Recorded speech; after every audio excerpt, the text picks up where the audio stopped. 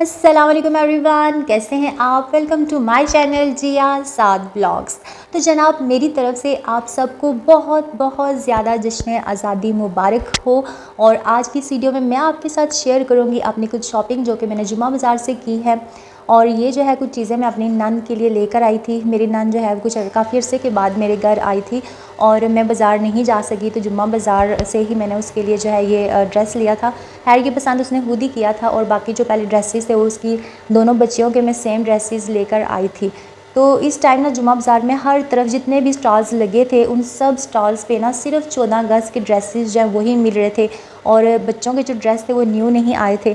तो इस वजह से ना उसके बेटे का जो ड्रेस है वो फिर मैंने अनस्टिच ही लिया, क्योंकि निक्कर शर्ट्स थी ज़्यादा और निक्कर जो है वो नहीं पहनाती।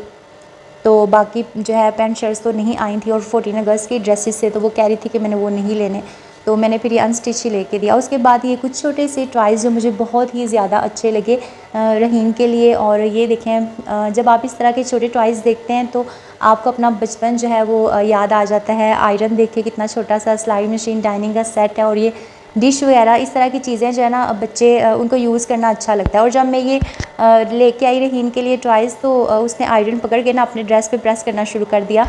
और ये मैं बच्चों के लिए ड्रेस लेके आई थी 14 अगस्त को स्पेशल बनाने के लिए, क्योंकि मेरे ख्याल में कोई भी इवेंट हो ना तो हमें ज़रूर जो है वो सेलिब्रेट करना चाहिए, ख़ास तौर पे बच्चों के लिए उसको ज़रूर स्पेशल बनाना चाहिए। और वैसे भी 14 अगस्त तो हमारे लिए बहुत ही ज़्यादा इम्पॉर्टेंट है, क्योंकि इसी दिन हमें हमारा अलग वतन जो है वो मिला।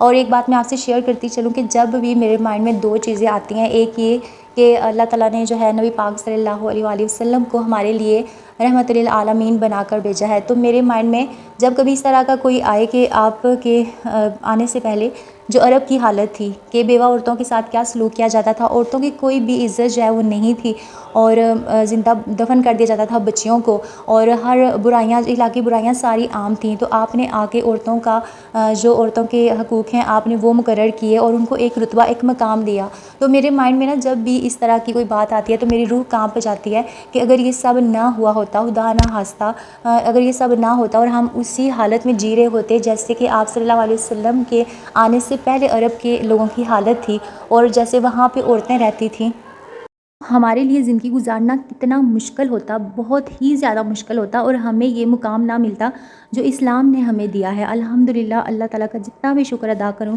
वो कम है कि उसने हमें मुसलमान बनाया है और हमें हमारे प्यारे नबी हज़रत मोहम्मद सल्लल्लाहु अलैहि वसल्लम जैसे नबी अता किए हैं। और दूसरी जो कंडीशन है वो मेरे माइंड में ये आती है कि जब मैं कश्मीर में, हमारे बहुत सारे रिलेटिव्स रहते हैं, तो जब वहाँ पे पता चलता है कि गोलाबारी हुई, अब तो वैसे 10 साल का उनका आपस में कॉन्ट्रैक्ट है कि कोई ऐसे हमला वगैरह, कोई अटैक या इस तरह का गोलाबारी या फायर का सिस्टम नहीं है। 10 साल तक उन्होंने जो है अमन किया हुआ है, अमन का उनका माहदा हुआ है। लेकिन जब इस माहदे से पहले बचपन में जब हम वहाँ पे जाते तो इस तरह फायरिंग होती और बहुत ज़्यादा जो है मैं डर जाती थी, क्योंकि मैं ना बचपन में अपने समर वेकेशंस में मोस्टली कश्मीर जाती थी अपने नाना बू वगैरह के घर रहने के लिए। तो वहाँ पे जब ये फायरिंग होती और फिर उसके बाद ये गोले वगैरह बरसाए जाते तो बहुत ही ज़्यादा मेरा दिल जो है वो डर सा जाता था। तो ये सारी कंडीशंस देख के और वहाँ पे लोगों की हालत कि वो कैसे डर से जीते हैं, ये सब कुछ देख के तो मेरे माइंड में जो है ये आता कि अल्लाह पाक का लाख लाख शुक्र है कि उसने हमें एक अलग आज़ाद मुल्क से नवाजा है कि जिसमें हम आज़ादी से सांस ले रहे हैं। अगर आज हमारा मुल्क आज़ाद ना होता और हम भी कश्मीर के लोगों की तरह ज़िंदगी गुजार रहे होते और हम जो है वो ग़ुलाम बनकर रह रहे होते अंग्रेज़ों के, हिंदुओं के, तो अल्लाह का शुक्र है कि हम जो है अपनी आज़ादी से अपने मुल्क में रहते हैं। इसके अलावा ना बहुत सारे ऐसे लोग हैं जो इस तरह के उन्होंने स्टेटस लगाए होते हैं आज़ादी वाले दिन के, मुल्क ने हमें क्या दिया या यहाँ पे हम कौन सा आज़ाद है, हम तो ग़ुलाम है, फ़लाँ फ़लाँ, बहुत सारी ऐसी चीज़ें। तो मैं इस चीज़ से ना इतना एग्री नहीं करती। मैं कहती तो वीक पॉइंट्स है ना कि मुल्क के पॉलिटिशियंस, हमारा जो पॉलिटिक्स है जो हमारी वो इतनी स्ट्रॉन्ग नहीं है, इस वजह से मुल्क में बहुत सारी जो प्रॉब्लम्स हैं। लेकिन उसके अलावा हमें अपने मुल्क में जो पॉजिटिव चीज़ें हैं हमें वो भी देखनी चाहिए और हमें जो है मोटिवेट करना चाहिए दूसरे लोगों को भी और खुद को भी। और इस तरह के इवेंट आए तो हमें अपने मुल्क के लिए बहुत सारी दुआएँ करनी चाहिए और इसके अलावा हर काम हमें अपना ईमानदारी से करना चाहिए, अपने मुल्क की तरक्की के लिए हमें काम करना चाहिए। और वो यही है कि हम अपने बच्चों को जो है उनकी स्टडी पे फोकस करें, उनको अच्छा शहरी बनाएं और ख़ुद भी एक अच्छे शहरी बने। और यहाँ पे मेरी नंद कह रही थी कि मैं बनाऊँगी आज बिरयानी, तो वो बिरयानी बना रही थी और माशाल्लाह से काफ़ी मज़े की उसने बिरयानी बनाई थी। तो आई होप आपको मेरी आज की वीडियो अच्छी लगी होगी। मिलते हैं नेक्स्ट वीडियो में, तब तक के लिए आपने अपना बहुत सारा ख्याल रखना है, दुआ में मुझे लाजमी याद रखना है। और इसके अलावा आज आपने अपने वतन के लिए बहुत सारी जो है दुआएं करनी है।